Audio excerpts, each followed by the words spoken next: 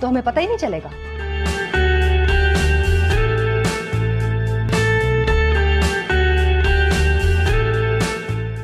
मैंने हमेशा आपका हर हुक्म माना है Sai,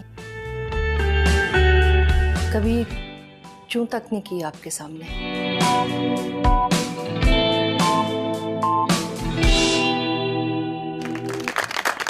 welcome to the show Jiya.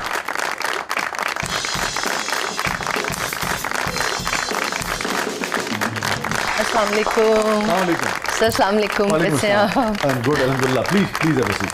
Thank you. Thank you so much Jiya, बहुत बहुत शुक्रिया, आपने वक्त निकाला, आप तशरीफ लाई, thank you so much. Sir मेरे लिए बहुत बहुत बड़ी बात है कि मैं आपके शो में आई और बड़े दिनों से मुझे इंतजार था कि कब आप बुलाएंगे। प्लीज, आप क्यों शर्मिंदा कर रही हैं? और अच्छी बात ये हुई कि चलिए हमारी मुलाकात में 8-10 साल के बाद हो रही है। जी बिल्कुल, कई साल कहाँ गए, कोई तब्दीली नहीं वाकई हुई आप में? रियली? अच्छा। मैं तो रोज मुझे आईना बताता है कि 10 साल आगे आ गए हो तुम। बस फिर बीइंग योगा टीचर मैं आज बहुत सारी चीजें आपको ऐसी बताऊंगी जो एंटी एजिंग है, सो उससे बहुत सारी बेहतरी आती है। वेरी इंटरेस्टिंग जी। तो आजकल योगा हो रहा है जी, कई सालों से मैं योगा प्रैक्टिस भी कर रही हूँ, एज अ स्टूडेंट भी और टीचर भी हूँ। अच्छा, सिखा भी रही हैं? जी, सिखा भी। अच्छा। शाजी, फिटनेस तो सामने ही है और माशाल्लाह उनका जोड़ा भी आज बहुत खूबसूरत लग रहा है, खुद भी बहुत खूबसूरत लग रही है। बहुत बहुत बहुत मेहरबानी, बहुत शुक्रिया। ये मेरे मियाँ का फेवरेट कलर है, रेड। अच्छा, वेरी गुड। तो शादी के बाद मुझे लगता है कि मुझे भी ज्यादा मजा आता है जब वो तारीफ करते हैं मेरे रेड ड्रेस में। तो जब हमारी आखिरी मुलाकात हुई थी उस वक्त तक तो मुझे याद पड़ता है आपकी शादी नहीं हुई थी। नहीं जी, मैंने लेट शादी की है। I just got married. अभी हमारी 4 साल चौथी एनिवर्सरी हुई है मई में। अच्छा, माशाल्लाह, बहुत मुबारक हो जी। मुझे वाकई बात करनी पड़ेगी, वरना मैं आपको जरूर मुबारकबाद अदरवाइज भी देता। बहुत शुक्रिया। एक्चुअली कोरोना था उन दिनों में बहुत ज्यादा। और आपने कहा और कुछ करने को है नहीं, चलो शादी कर लो। नहीं ऐसा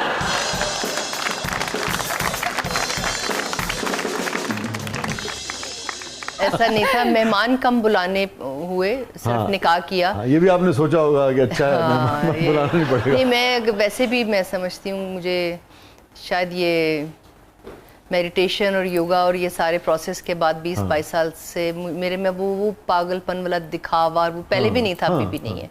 सो मैं समझती हूँ कि बहुत ज़्यादा पैसे शादियों पे नहीं खर्च करने चाहिए। बहुत अच्छी बात कर रही हैं आप, बहुत अच्छी बात। ये योगा वाली बात जो है ये मेरे पहले इल्म में नहीं थी। अच्छा। ये कैसे, फिटनेस का तो सबको ही होता है और होना भी चाहिए, आपको फिट रहना चाहिए।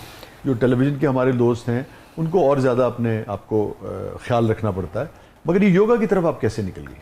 मुझसे ना सब नमाज नहीं पढ़ी जाती थी, जा नमाज पे होके भी ना दिमाग बहुत इधर उधर भागता था। अच्छा। तो मुझे ये लगता था कि हम बहुत सारे मामले में ज़िंदगी में बेईमानियाँ करते हैं और इधर उधर की बातें भी हो जाती हैं, यू नो। तो ये जो एक मामला है आपका खुदा के साथ, ये ज़रा नाइंसाफ़ी मुझे लग रहा था, दिमाग बहुत भागता था। ठीक है, मैं अगर ये समझूं आपकी बात को कि आप कह रही कि यकसुई नहीं हो पाती जी, फोकस नहीं मेरा हो पाता था। और पाता। फिर बाद में जब मैंने इस चीज़ के बारे में डिस्कस किया तो मुझे पता चला कि बहुत सारे लोगों का ये इशू है। ये ब्रेथ का इशू होता है, आपका ब्रीदिंग का इशू होता है। तो फिर मैंने मेरे भाई ने, मुन्ना मुश्ताक ने कुछ एक कोर्स किया हुआ था जो एंजाइटी, स्ट्रेस और आपकी जो, क्योंकि अब हमारी इतनी मुश्किल ज़िंदगी होती है एज एन आर्टिस्ट और बहुत टाइम टेबल ऊपर नीचे होता है, तो मुझे वो लगता था कि मुश्किल रोल भी मुझे करने का शौक है। सो वो स्ट्रेस बहुत ज़्यादा जनरेट हुआ था। अम्मी की डेथ के बाद भी प्रॉब्लली मैं वो लेट गो नहीं कर पा रही थी चीज़ें, तो मेरी नींद का इशू हो गया था। और बाद में पता चला कि बचपन से मेरे सांस का इशू था। अच्छा, यू नो, स्लीप एपनिया जिसे कहते हैं। जी, तो अच्छा। या तो बहुत नींद आती थी या बहुत कम आती थी। अच्छा। तो फिर उसके लिए मैं दवाइयों और शॉर्टकट की तरफ नहीं गई। तो जो रीज़न था मेरा इस चीज़ का, उस पर मैंने काम किया। और अब तो 25 साल से ऊपर हो गए हैं कि मैं इस चीज़ को रेगुलरली, ब्रीदिंग टेक्निक्स को रेगुलरली करती हूँ। अच्छा, वेरी गुड। योगा और मेडिटेशन जो बेसिकली आपकी है ना, वो आपको आपकी प्रेजेंट मोमेंट में रखती है, आपको लम्हे मौजूद में रखती है। तो आपके ऑर्गन्स जो है ना वो फिर लम्हे मौजूद में काम करते हैं। वाह वाह वाह। गर सुकून चाहिए जी। देखिए, हम योगा तो नहीं करते मगर शायद योगा को समझ तो सकते हैं ना। गर सुकून चाहिए इस लम्हे मौजूद में तो, गर सुकून चाहिए इस लम्हे मौजूद में तो, आओ इस लम्हे मौजूद से बाहर निकले। अब ये फरमाइए कि ये जो हेल्थ के हवाले से कोई ऐसी चीज़ जो उठते बैठते चलते फिरते कुछ ऐसी तो नहीं कि आपसे अगर कहें कि जी 1 आध मिनट में कोई ऐसी चीज़ बता दें जिससे कहते हैं ना हींग लगे ना फिटकरी, किसी का कुछ भी नहीं लगता कि यार ये तो कर लिया करो। तो आप हैं और आपके देखने वाले हैं। देखिए जी, हर इंसान का लाइफस्टाइल ना टोटली डिफरेंट होता है। मैं थोड़ा सा अवॉइड करती हूँ, अब करना ज़्यादा शुरू हो गई हूँ कि आप कोई ऐसा शॉर्टकट मशवरा अगर किसी को दें तो वो सारा साल ही वो यूज़ करता रहता है।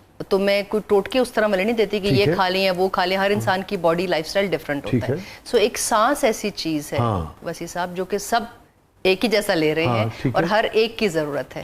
तो अगर हर फर्क है, मैं आपको बताऊं, कैसे डिफेंस में अलग है, शादरे में अलग है। so sad and unfortunate। जी हाँ, ये बड़ा अनफॉर्चुनेट है। डिफेंस तो होने नहीं चाहिए, मैं समझती हूँ। इंसानों को अल्लाह ने इतना शऊर दिया है, कुदरत इतना शऊर दिया है कि हम अपना डिफेंस सिस्टम खुद ऑन रखें। अपना जाती डिफेंस सिस्टम अगर हम ऑन रखें तो हमें किसी डिफेंस की जरूरत नहीं। अच्छी बात की आपने। कोई लड़ाइयाँ ना हो, कोई झगड़े ना हो, दुनिया पुरसुकून हो। जो सांस एक ऐसी चीज़ है जो हम सब इंसानों के पास, चाहे वो डिफेंस में रहता हो या कहीं भी रहता हो, सो वो एक ही जैसा आ रहा जा रहा होता है। और सूरज और चांद के मुताबिक उसके डिफरेंट मामला होते हैं। इसमें भी आपको पढ़ने की ज़रूरत नहीं है। लेकिन जो भी सांस आपका आ रहा है नाक से और जा रहा है, राइट और लेफ्ट नॉस्ट्रल से सांस जो आ रहा है और जा रहा है, सिर्फ आंखें बंद करनी है। दिन में कुछ सेकंड से अगर आप ये स्टार्ट करना शुरू करें ना, आंखें बंद करके बिल्कुल कमर को सीधे रखते हुए सिर्फ अपने सांस पे फोकस करें। किस नथली से आ रहा है, नॉस्ट्रल से, कौन सी नॉस्ट्रल, जो ये राइट नॉस्ट्रल है, लेफ्ट नॉस्ट्रल है, इससे सांस आ रहा है और जा रहा है। इसको सिर्फ आपने महसूस करना है। तो जो भी आपके दिमाग में एक रील चलती है, वो अनलिमिटेड बातें आ रही होती हैं और जा रही होती हैं, वो फोकस होने शुरू हो जाता है। वो आप प्रेजेंट मोमेंट में, लम्हे में आने शुरू हो जाते हैं। ये इतनी आसान और हजारों साल पुरानी टेक्निक है। तो मेडिटेशन होगी ना? मेडिटेशन होगी। अगर आप नमाज में भी आपको इशू हो रहे हैं, जैसे मुझे होते हैं और बहुत सारे लोगों को होते हैं। अब जब मैं टीच करती हूँ योगा या कोर्सेज कराते हैं हम, तो बहुत सारे लोग ये कंप्लेन लेके आते हैं कि हमारा नमाज पे भी जो है ना, जहाँ नमाज पे होके भी हम जहाँ नमाज पे नहीं होते। तो ये बड़ी चीज़ होती है कि लोगों की जो ऑर्गन्स हैं यहाँ से आके इशू में आने शुरू रहते हैं। डाइजेस्टिव सिस्टम, नींद का सबसे ज़्यादा प्रॉब्लम लोगों को। और ये जो ब्रीदिंग प्रैक्टिस आप बता रही हैं, कितनी देर तक इसको रख सकता है आदमी, कितनी देर तक रखना चाहिए इसको? जितना अगर आप रेगुलरली प्रैक्टिस करेंगे, दिन में 2-3 दफ़ा करेंगे, तो 4-5 मिनट, 10 मिनट, 15 मिनट। जैसे मैं कोई कम से कम 5-7 साल से रेगुलरली कुछ कोर्सेज ऐसे कर रही हूँ। सो मेरा 2.5 से 3 घंटे मैं बगैर हिले जुले और बगैर आंखें खोले हुए यहाँ पे फोकस करके बैठ सकती हूँ। तो उससे आपकी स्पाइन सीधी रहती है, ठीक है, और जो पूरा ऑक्सीजन है वो बॉडी को प्रॉपर मिलता है। आप खुद भी कुछ सीधे रहते होंगे।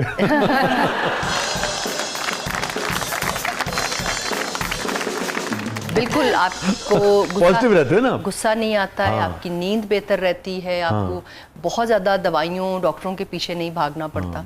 अच्छा, इसमें बड़ी इंटरेस्टिंग बात आपको बताऊँ। वो अशरफ साहब हमारे जो निंजा मास्टर हैं बड़े, वो भी बड़े योगा सिखाते हैं। वो आए तो इसी तरह हमने उनसे पूछा, तो हमारे पीसीआर में जो प्रोड्यूसर है शब्बीर साहब, उन्होंने फौरन उसकी प्रैक्टिस शुरू कर दी। 30 सेकंड के बाद एक आवाज़ है कि लगे सर शब्बीर साहब गिर गए। शुरू में ये होता है, जल्दी नहीं करनी, 30 सेकंड ज़्यादा। हम देखें, हम सारी ज़िंदगी से पता क्या कर रहे हैं, हम ज़बरदस्ती कर रहे हैं अपने साथ। वो नेचुरल चीज़ें जो बॉडी मांगती है या वो चाहती है, उस तरह ज़िंदगी नहीं गुजार रहे। सो जो फोर्सफुली आप अपने साथ कुछ भी करेंगे, कोई भी पॉस्चर करेंगे, वो आपको नुकसान नहीं पहुंचाएगी, चाहे वो खुराक है, चाहे वो कोई भी चीज़ है। बहुत अच्छा लग रहा है। मैं, चूँकि मेरी जो आपकी आखिरी मुलाकात थी, मेरा अगर हाफिज़ा ठीक काम कर रहा है, तो मुबशिर को प्ले कर रहे थे, तो वहाँ गालिबन मुलाकाती सेट के ऊपर या किसी जगह मेरा वो स्क्रिप्ट था। तो मुझे बड़ा अच्छा लग रहा है। मैंने सोचा भी नहीं था कि जब 8-10 साल के बाद मुलाकात होगी तो वही जो लड़की है वो एक फलसफी बन चुकी होगी है। रियली, अगर आपको लग रहा है तो मेरे लिए नहीं, मुझे बहुत ही अच्छा लग रहा है। और मैं ये चाहूँगा कि लोग, हम सबको ये सीखना चाहिए कि जिंदगी की हर मोड़ पे जब तक आप अपनी जिंदगी खुद आसान नहीं करेंगे ना, आप किसी को और हर मोड़ पे हम ये तय कर सकते हैं कि हाँ, मुझे अगले 10 साल में ये फलाना इल्म सीखना है और उसको पढ़ना है, उसको सीखना है, संजीदगी से सीखना है, और अगले 8-10 साल में मैं उस इल्म में इतना माहिर ज़रूर हो जाऊंगा कि एक संजीदगी से एक बात कर सकूं और पता लगे कि हाँ यार, मैं इस इल्म को अच्छा खासा जानता हूँ। मेरी बहुत तालियां, मुझे बहुत खुशी हुई, और हर शख्स को ये सीखना चाहिए। बिल्कुल, ये सीखना चाहिए। ये फ्री का एक इल्म है और ये हज़ारों साल, और ये हमारी हर इंसान की ज़रूरत है। वो तो आपने एक चीज़ का इंतखाब किया ना मैं तो कह रहा हूँ ये जो सीखने का फैसला आपने किया तो कि मैं योगा सीखूंगी, आप कहते हैं मैं, कोई शख्स कहता है मैंने फर्नीचर बनाना सीखना, वो कहते हैं ना जरूरत इजाद की माँ है। तो हमें अपनी मेंटल फिजिकल हेल्थ पे इस कदर काम करना जरूरी है, अपने आप पे काम करना जरूरी है। हम हमेशा खुशियां बाहर ढूंढते हैं, बहुत अच्छी सुकून बाहर ढूंढते हैं। अब आपने मोहर लगा दी कि मैं फलसफी हूँ। तो ये सब कुछ आपके अंदर होता है। अगर आपके ऑर्गन्स डिस्टर्ब हैं, आपका ब्रेन को, अगर प्रैक्टिकली साइंस के उसमें जाएं तो आपके ब्रेन को प्रॉपर ऑक्सीजन नहीं मिल रहा। तो आप जिया, आपने तो एक फिल्म स्टार आप हैं, आप थी, आपने एक जिंदगी गुजारी फिल्म स्टार की, और अब हमारे यहाँ फिल्म नहीं बन रही, मगर आज भी आपको लोग कहते होंगे, हो सकता है आप कर भी रही हो और करेंगी भी काम। ये जो आपने बात की, बड़ी अहम बात है। ये बात तो लोग सुनते पढ़ते रहते हैं, मतलब ये भी बात तो बड़े बड़े अहम लोगों को हमारे मुल्क में समझ नहीं आती कि हम खुशी बाहर से क्यों तलाशते हैं। इस चीज में क्या खुशी है कि जिया की गाड़ी है, जिया का फलाना हुआ है, फलाना हुआ। असल में तो देखे ना, वो आप सिर्फ इस चीज से खुश हो रही हैं कि वसी ने ये देखा कि मेरी गाड़ी है, या वसी ने देखा या फातिमा ने देखा कि सूट है। मैं एक मिसाल दे रहा हूँ, और वो ये चंद सेकंड की है, मगर वो जो अंदर से एक बेचैनी है, एक तूफान है, एक बिखराव है, उसको हम इकट्ठा नहीं करते, वहां से हम खुशी नहीं लेते। इसकी क्या वजह है, और ये आपने कैसे दरियाफ्त किया? क्योंकि आप तो एक रोशनियों की, ग्लैमर की दुनिया से, जिसमें दौड़ है, जिसमें चकाचौंध है, जिसमें फोटोशूट्स हैं, हाँ जी, सब दिखावा ही दिखावा है ना। मुझे ये लगता है कि स्कूल के बाद या यूनिवर्सिटी के बाद या कोई डिग्री लेने के बाद हम समझते हैं कि हमें सब कुछ आ गया है। हम वो कब्र तक जाने के जो सीखने का अमल है वो खत्म कर देते हैं, या हम लोग फिर ये कहते हैं कि ये तो हमारे लिए नहीं है, लाइन ड्रॉ। अभी के हमारे प्यारे नबी ने ये कहा कि अगर आपको इल्म हासिल करना है तो आप मतलब किसी भी चीन तक भी जा सकते हैं। ये बहुत सारी ऐसी बातें सुनी कही गई हैं बचपन में कि इल्म हासिल कब्र तक करना चाहिए आपको, गोद से गोर तक। जी। तो ये बहुत ज़रूरी है कि हम अपनी हेल्थ, अपनी मेंटल फिजिकल हेल्थ को जब तक गौर नहीं करेंगे, और जितनी पुरानी रिसर्च है ना, जो बहुत पुरानी है रिसर्च, साइंस अब उसको डिस्कवर कर रही है और अब उस पर काम कर रही है।